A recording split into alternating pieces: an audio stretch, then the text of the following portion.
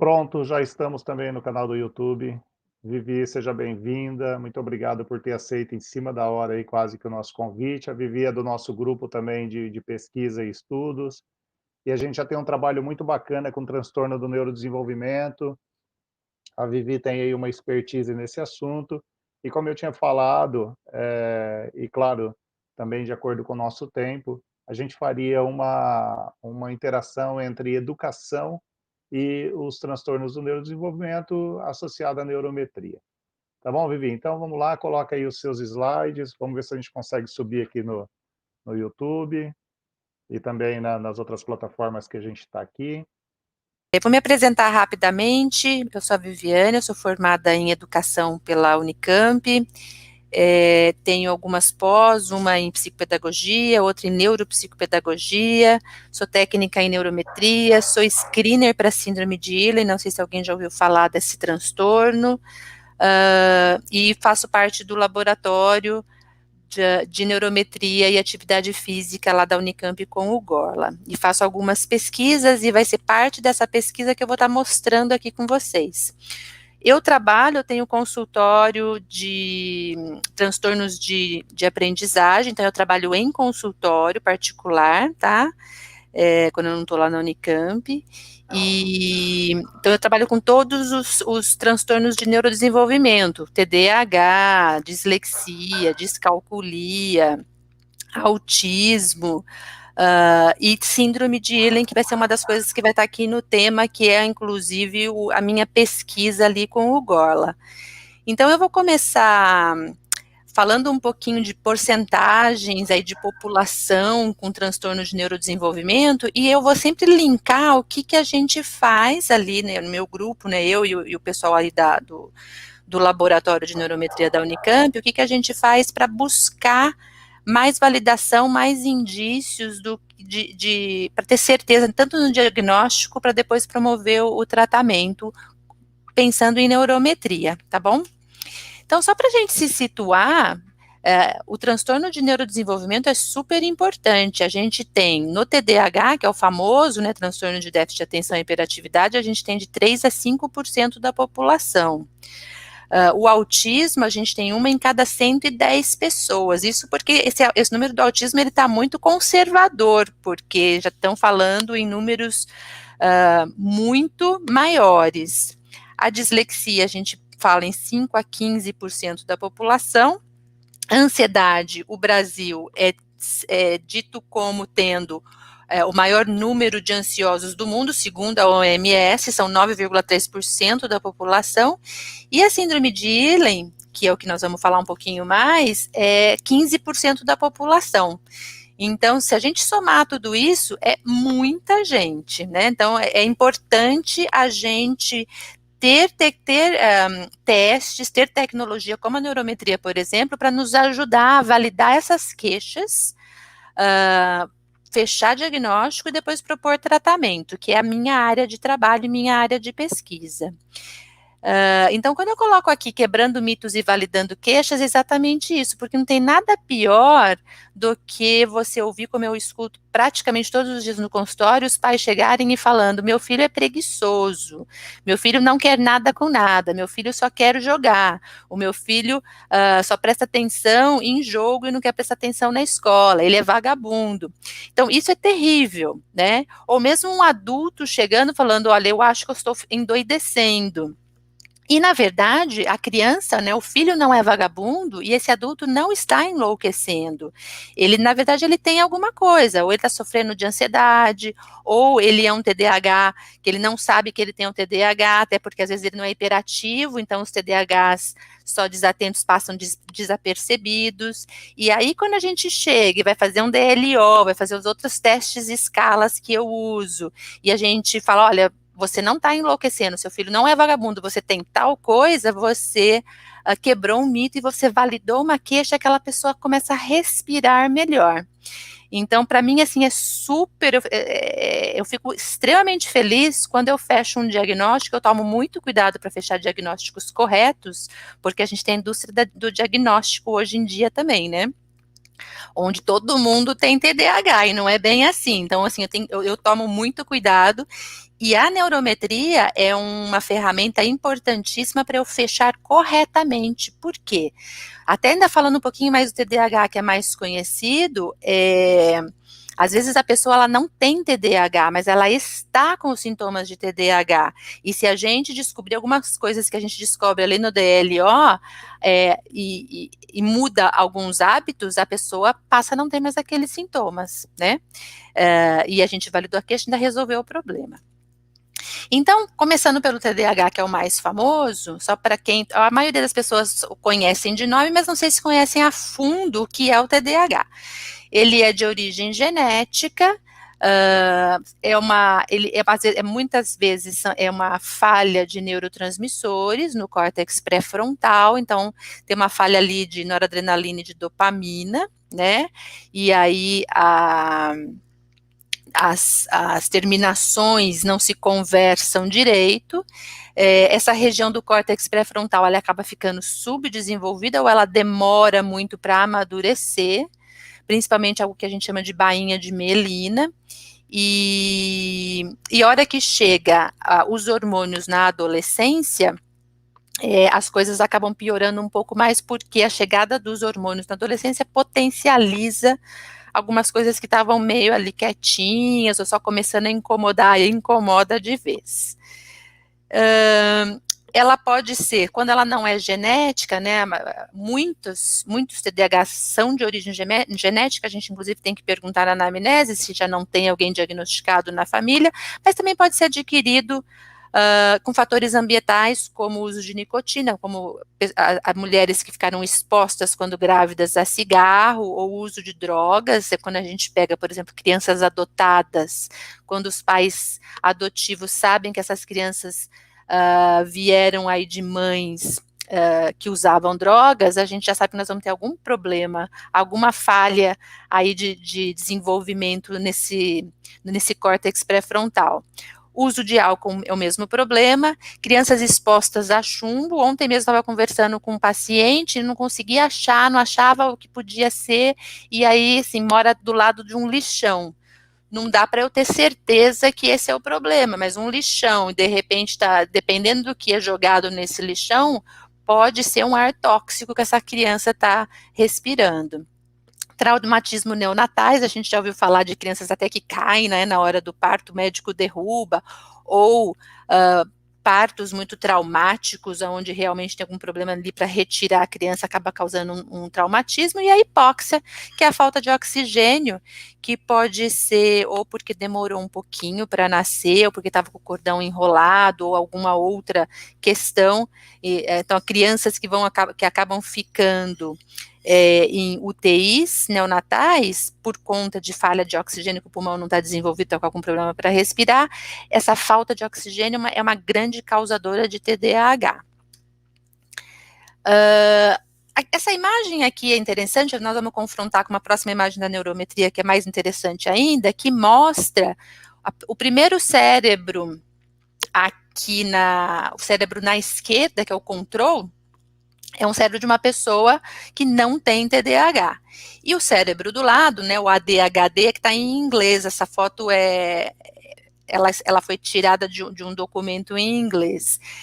São pessoas com TDAH. Então a gente vê a falha ali no córtex pré-frontal, né, onde no controle está vermelhinho, então foi acionado o córtex pré-frontal. Em quem tem TDAH, o córtex pré-frontal não é acionado, né? E isso demonstra, então, que tem uma falha no córtex pré-frontal, onde você não está conseguindo fazer com que aquelas funções executivas sejam acionadas e funcionem propriamente ditas. Aí a gente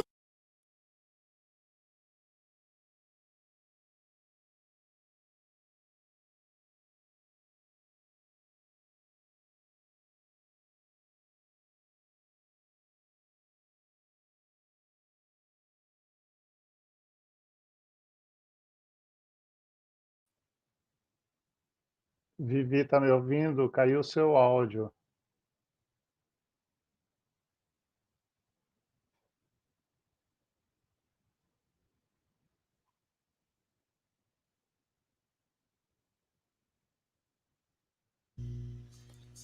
Por alguma razão eu estava mutada, voltei, né? Voltou, mas agora coloca seus slides. Deixa eu, Seus deixa eu slides. voltar um Isso. slide aqui. Vou passar. Estava aqui. Tudo bem? Estão me ouvindo? Ótimo. Maravilha. Seguimos. Ok. Bom, eu estava falando para vocês aqui do DLO, que vai me trazer mais indícios, então, da possibilidade de TDAH. Já ali na última linha do resultado do controle de ansiedade fala de hiperatividade e déficit de atenção, porém eu sempre ressalto que um DLO não fecha diagnóstico, mas nos traz indícios de que naquele momento aquele cérebro está apresentando hiperatividade e déficit de atenção, porque senão o pai e a mãe falam, opa, você já diagnosticou na primeira sessão, e não é bem assim, né? Eu vou ter que juntar com um monte de outra coisa a mais, mas isso aqui já me mostra uma tendência cerebral. Na parte das imagens aqui, né, do primeiro frontal, segundo frontal e terceiro frontal, com essas cores difusas, também já me dá um indício de que esse cérebro não está reagindo direito, não está conseguindo ser acionado direito nesse córtex pré-frontal. E aí você adiciona ainda as porcentagens baixas ali, né, do questionário foco, atenção e emocional. Então, assim, você tem 3 indícios grandes de probabilidade de TDAH, para depois eu adicionar nos outros testes que eu vou fazer.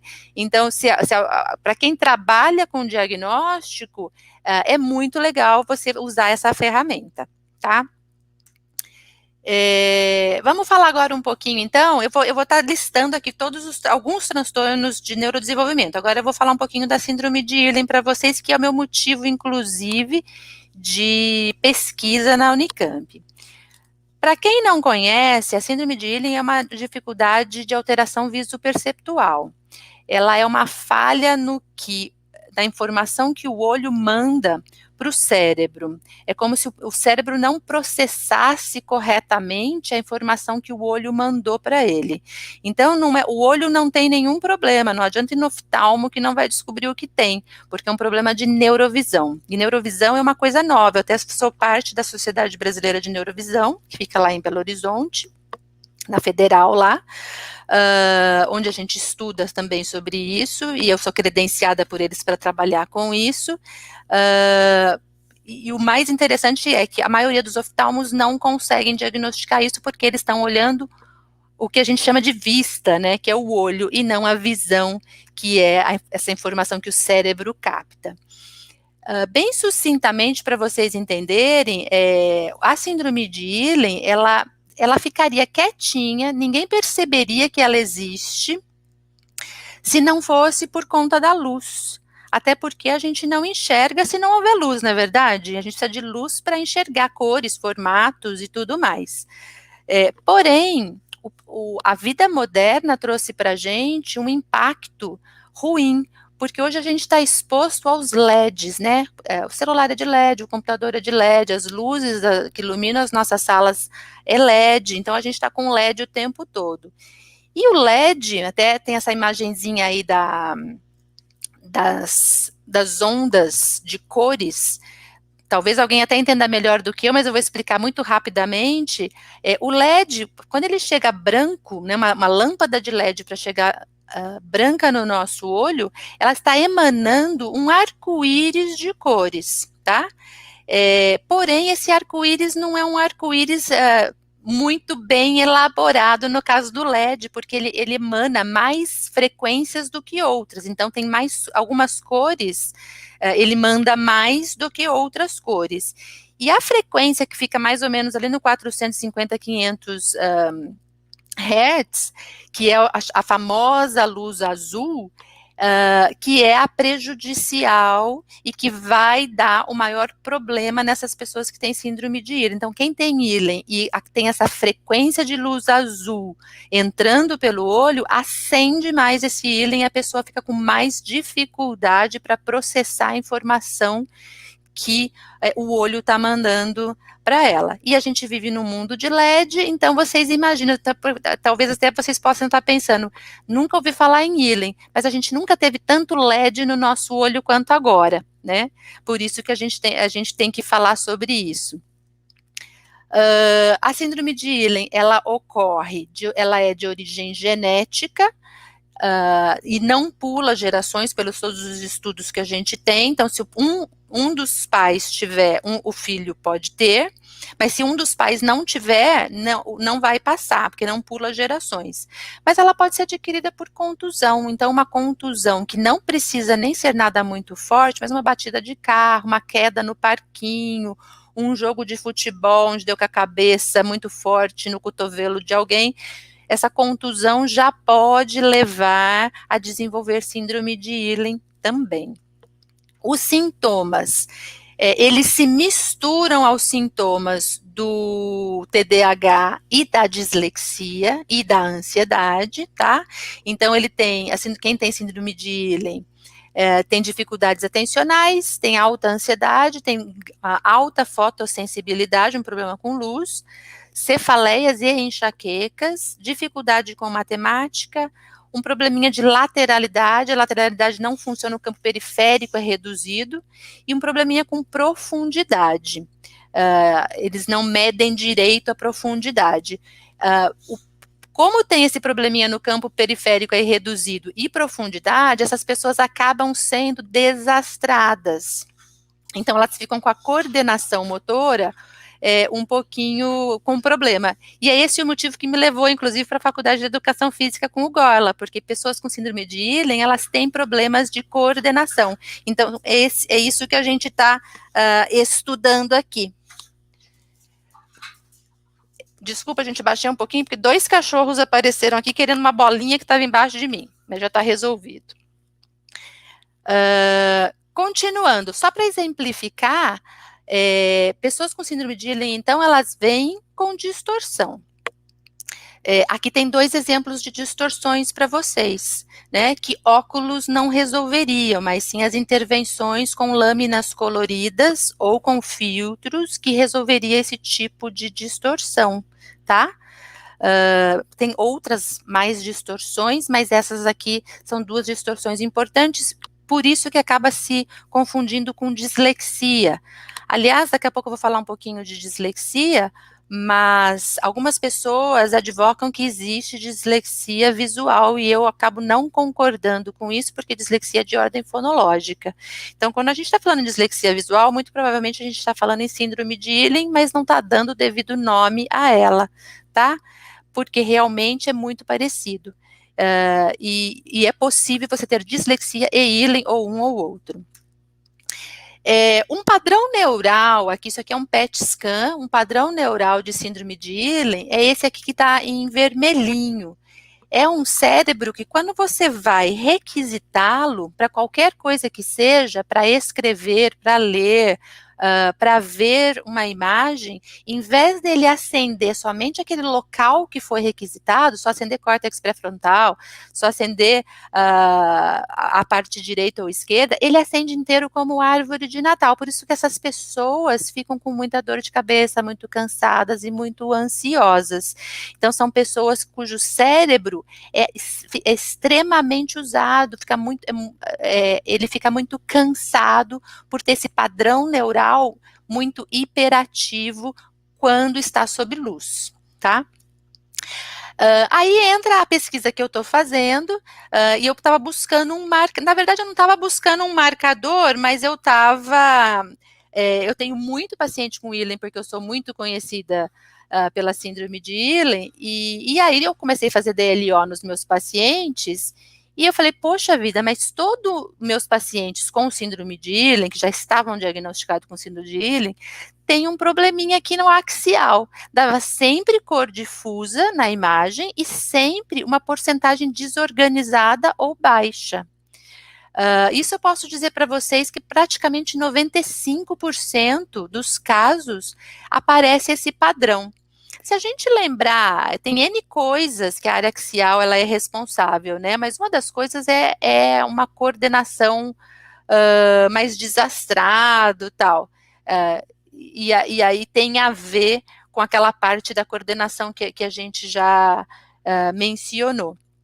Então, eu tenho pego para minha pesquisa esse axial que está sempre com problema, e às vezes se eu não tenho ainda diagnosticado a pessoa com William, porque eu não fiz o teste específico, mas eu vejo o axial ali não está legal, eu faço o teste de síndrome de Ehlers e dá. É bem interessante, tá? Às vezes eu até não ia querer fazer, porque não tinha tantos sintomas, mas a hora que eu vejo o axial nesse estado, eu falo, não, eu vou fazer o teste de síndrome de Ehlers, e acaba dando positivo.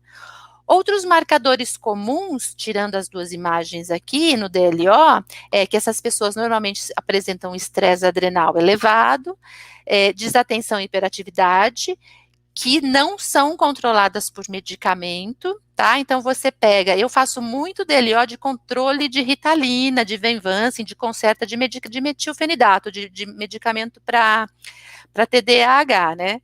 E quando toma remédio e fica bem, está diagnosticada com TDAH, toma remédio, eu faço um outro DLO, o DLO está bonitinho, os marcadores estão mais no lugar devido. Quando o marcador insiste em continuar com estresse adrenal severo, desatenção e hiperatividade, muita alteração do sono, e mesmo medicado, é porque alguma coisa a mais tem, e em algumas vezes é a síndrome de Ehlers um dos motivos, tá? Então é bem interessante isso daqui. E por fim, né, eu coloquei a dislexia também, porque ela é importante, até porque ela se mistura aqui na síndrome de Ehlers, e a dislexia também é um transtorno neurobiológico do sistema nervoso, também com carga genética, também pode ser adquirida em fatores ambientais, assim como TDAH, pelo cigarro, por droga, por álcool, crianças expostas a chumbos, traumatismo e hipóxia, igualzinho o TDAH também pode adquirir a dislexia, infelizmente. Normalmente, os sintomas mais presentes na dislexia é um histórico familiar, 90% quase das vezes tem um pai, tem um tio, tem um primo, tem um irmão já com dislexia ou descalculia ou desortografia, alguma dis, né, que é da mesma família. Os disléxicos também apresentam atraso de fala, de nomeação, problemas com sequenciação, então eles não conseguem falar qual é os dias da semana corretamente, problemas com espacialidade, não sabe o que é perto, o que é longe, eles se confundem com isso, trocas fonêmicas, por isso que eu disse que era de origem fonológica, também às vezes são descoordenados, tem uma aversão às palavras e à leitura no geral, um problema de memorização, rima também é uma coisa que não funciona em disléxico, podem ter um atraso de desenvolvimento motor, um distúrbio do sono, podem apresentar enurese noturna, né, aquele xixi que volta quando a criança já tinha que ter aprendido a não fazer mais xixi dormindo, mas que insiste em fazer xixi dormindo. Normalmente os disléxicos apresentam asma, alergia e infecções, são muito irrequietos, choram muito de bebês e têm muita dificuldade escolar nos anos iniciais, porque tem uma grande dificuldade para ser alfabetizado. Está aqui o padrão neural da dislexia, né, que é o lobo parietal. As imagens são as mesmas, uma só um pouquinho diferente da outra, que é o lobo parietal. E aí, quando a gente pega na neurometria, também é super interessante de ver, porque a gente busca o parietal esquerdo, e se ele der com a porcentagem desorganizada e a cor difusa, também é um marcador muito legal para a gente fechar, para a gente ir atrás, perseguir, olha, vale a pena, na hora que você vê isso, vale a pena eu perseguir a dislexia, ver se não é ela que está aí atrapalhando esse indivíduo, tá?